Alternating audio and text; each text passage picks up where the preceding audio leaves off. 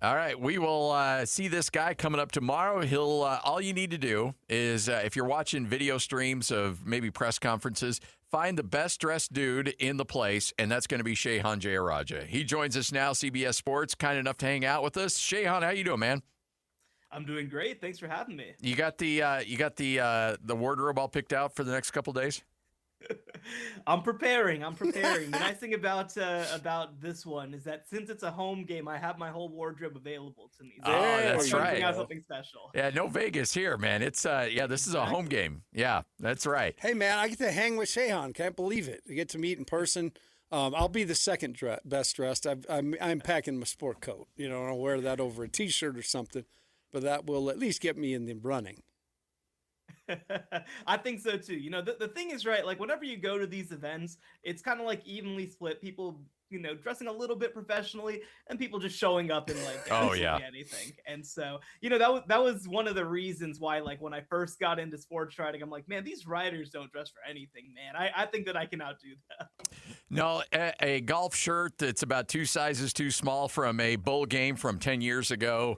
And tucked into tight jeans. It's just like, come on. We can classy this up a little bit. Let's go. Hey, Shehan, some big storylines, obviously. What are the 2 or 3 things that you're really looking at going into this thing tomorrow? Yeah, it's interesting, right? I mean, look, let's obviously acknowledge we're going to get a lot of Brendan Sorsby conversation as this is the first time that Texas Tech and Brett Yormark have been under the gun. But let's put that aside for a second. I think we've talked plenty about that the past couple of weeks. For me, it's really about it being a period of transition, I think, in the Big 12. There are so many coaches in this conference that were mainstays who are now gone. I'm thinking Kyle Whittingham at Utah, Mike Gundy at Oklahoma State, Chris Kleiman at Kansas State, Matt Campbell at Iowa State. Like, these are guys who have really been the face of the conference for so many years. And I think that actually creates a little bit of a vacuum for some of these new guys to potentially step up. Now, look, I think that Joey McGuire and Kalani Sitake are kind of in that conversation, right, after what they've done the past few years. Kenny Dillingham as well, I think brand-wise is also one of those coaches who's breaking out on the national scene. But I absolutely think that there's an opportunity for, even at media days, for somebody to come out and really kind of establish themselves as a name and a face to watch. I think back, obviously I'm a Baylor grad, back in 2017, Baylor coach Matt Rule took the podium for the first time. And after his talk, everybody was like, oh, okay, we get it now, right?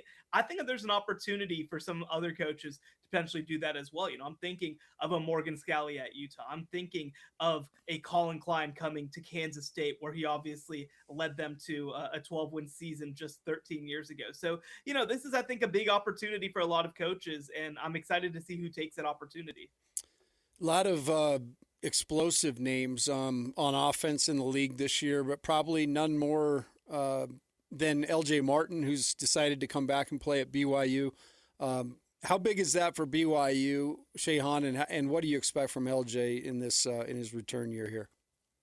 Yeah, it's absolutely massive, right? I mean, this is a player who I think back to 2 years ago, right? I mean, all sorts of efficiency numbers, the tape, they all said like he had the potential to be one of the best running backs in the Big 12. And in 2025, we finally got a full healthy season out of him. And he was clearly, to me, the best running back in the Big 12. And in 2026, I think he could be a top 5 running back in the country, if not more than that, potentially. So when you talk about its impact on BYU, I think it's huge in terms of bringing along that offense. Like, look, Bear Bachmeier, I expect to be a big time player, but again, we have a lot of questions heading into that wide receiver room as well. So being able to run the ball at a high level, I think will be huge for this team. And look, I mean, Texas Tech, I think, is a little more beatable with Will Hammond in the lineup than what they would have been with Brendan Sorsby. BYU absolutely has the roster, has the juice, has the talent to be able to win the conference if some things break right. And LJ Martin's a huge part of that.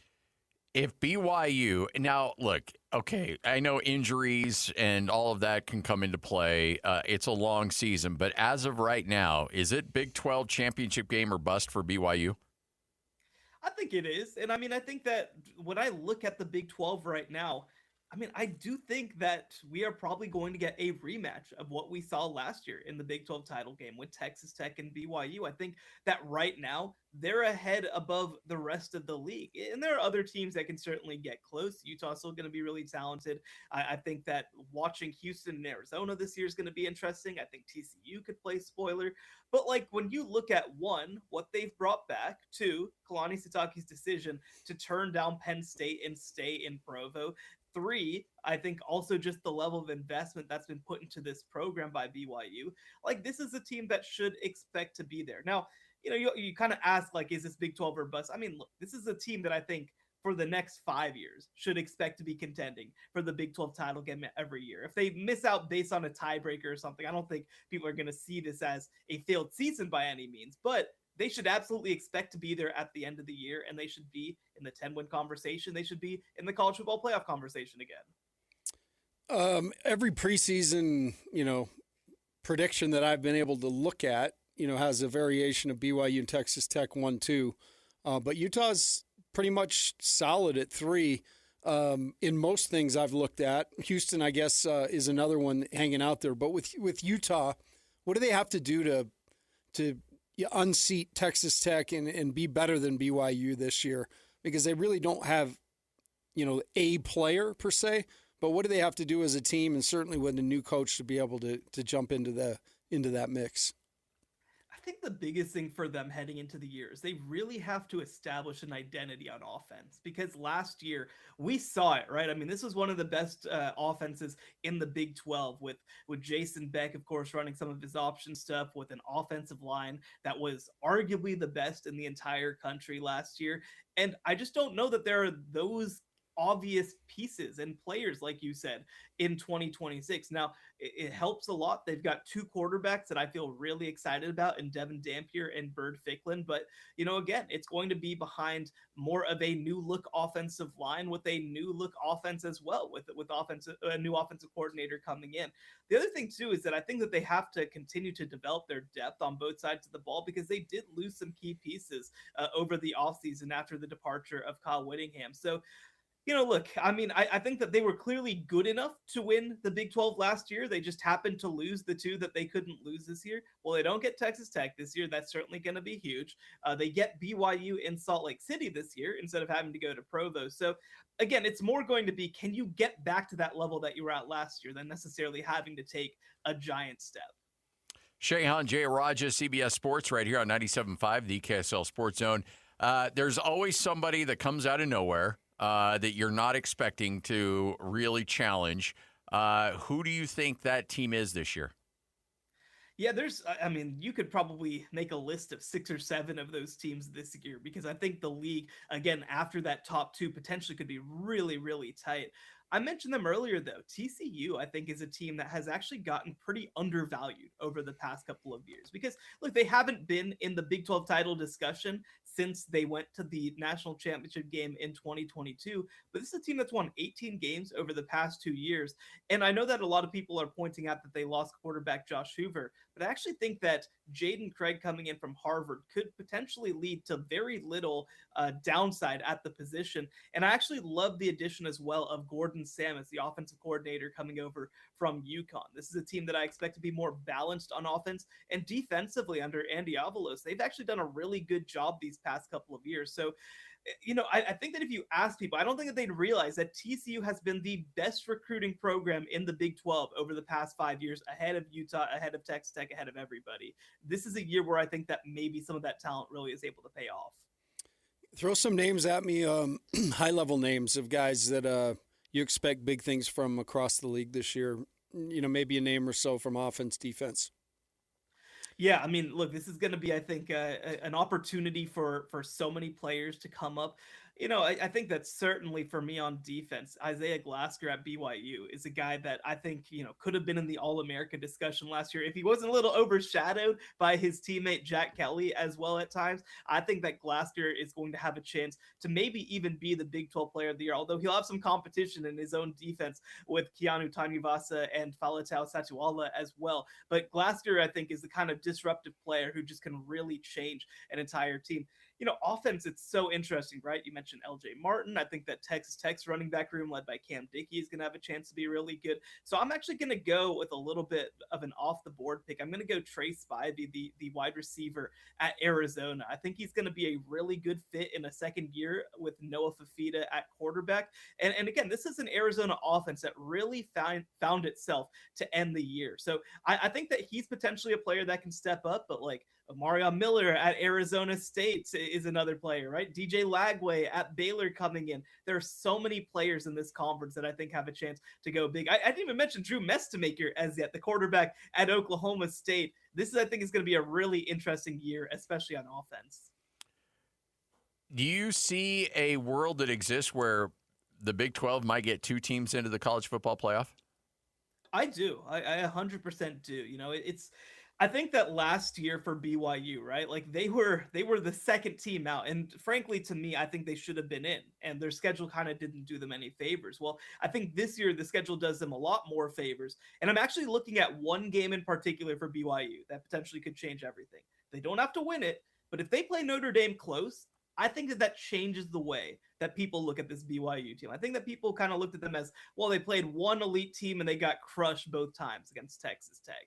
I think that playing Notre Dame as well, and I think is a really big opportunity for them to show, hey, we are at that top level of team. And the other thing too is that I think that this could easily be a team that finishes 11-1, could be right there, could play a closer game against Texas Tech. Again, I think that those are the two best options that the Big 12 has.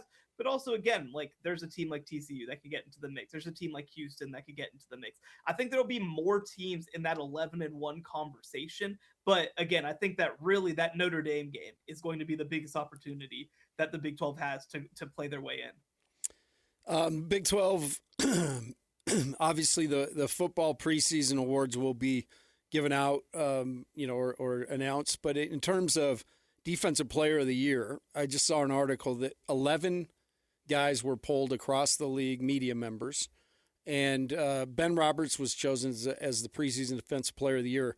Also receiving votes, there were 4 names, and they're all Texas Tech.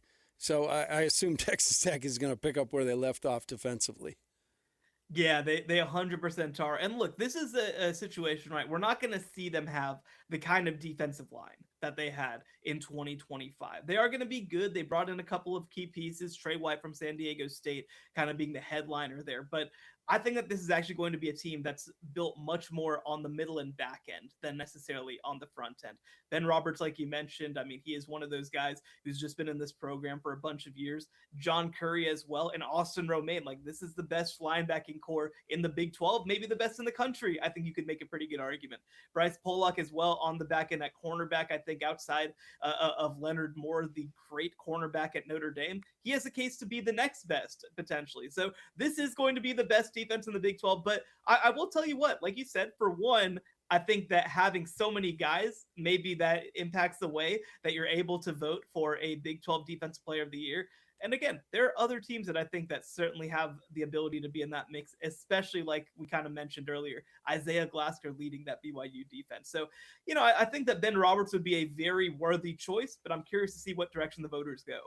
Could we see at the end of the season looking back and say, wow, the 2 best quarterbacks in the conference are in the state of Utah with Bear Bachmeier and Devin Dampier? I mean, it's an interesting question, right? Like, this is as open a year as I can remember in the Big 12 at the quarterback position. I'm kind of like, I'm kind of fielding Noah Fafita as my sort of default quarterback one. I think he's earned that right and responsibility with what he's done these past couple of years. But I mean, again, I don't think that he's so dominant by any means that he is definitely going to own that spot. Now, I will say, I think that Drew Mestamaker at Oklahoma State has a chance to be one of the most productive passers in the country. Again, I think that he's potentially a player that will be a big time playmaker. There's also a lot of quarterbacks in the state of Texas too. I mentioned DJ Lagway, Jaden Craig, Connor Wigman as well. And while I don't think Will Hammond is going to be the best in the conference, I do think that he has a chance to be pretty darn good. So, for me, it's going to be a question of, well, how much more can those quarterbacks add in the drop back passing game? That wasn't something that they were necessarily asked to do a lot in 2025. That's going to need to be a bigger part of their arsenal for them to win at the highest level. So I think there's a pathway, but for me, I would probably go against right now. So I'm going to throw Alcorn or Abilene Christian, sorry. Abilene Christian and Oregon State out of the mix on this, and just look at that Houston game on September 18th for Tech. What is the likelihood, in your opinion, right now, again, speculating a bit, that Will Hammonds is the starter for that game? Yeah, I think he will be. We've heard that he's been on track in his recovery since tearing his ACL in October. They kind of like counting out were like, you know what, like I think it's like August 18th or something like that is officially 9 months out from his injury. And they feel like that's going to be a good opportunity for him to get back into workouts.